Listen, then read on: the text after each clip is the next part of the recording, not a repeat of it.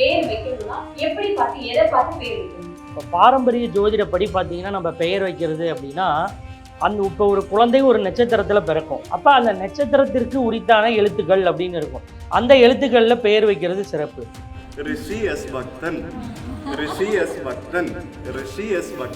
நம்ம ஜாதகத்தில் எவ்வளவு தோஷங்கள் இருந்தாலும் சரி, நம்ம என்னெல்லாம் இந்த பிறவியில் அனுபவிக்க போகிறோம் அப்படிங்கிற அந்த பாக்கியத்தை சொல்கிறது தான் அந்த ஜோதிடம் அப்படிங்கிற அந்த ஜாதகம். அதில் நம்ம வெற்றி கொடியை நாட்டணும் அப்படின்னா ரொம்ப சரியான ஆளுகிட்ட போய் நம்ம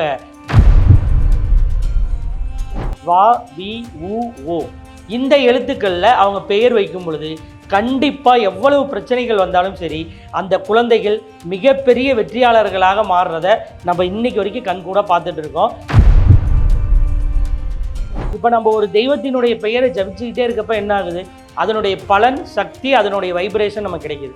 அப்படி இருக்கப்ப இப்போ ஒரு குழந்தை மகாலட்சுமி அப்படின்னா இப்போ என்ன பண்ணுறாங்க, ட்ரெண்டிங்காக மகாங்கிறாங்க, லக்ஷ்மிங்கிறாங்க, அப்படிலாம் கூப்பிடக்கூடாது. இப்போ சில பேருக்கு பேர் வச்சிருப்பாங்க, அந்த குழந்தை பிறந்தவங்களுக்கே உடம்பு முடியாமல் இருக்கும், அந்த குழந்தைக்கு திருப்பி ஹாஸ்பிட்டல் கூட்டு போகிற மாதிரி சில பேர் ஜாதகத்தையும் சொல்லுவாங்க, இந்த குழந்தை இருக்காது அப்புறமா ஜாதகம் பார்ப்போம் அப்படிங்கிற பேர் எல்லாமே சொல்லுவாங்க. அந்த பேருக்கும் இந்த உடம்பு முடியாம போறதுக்கும் சம்பந்தம் கண்டிப்பா இருக்குங்க. அதாவது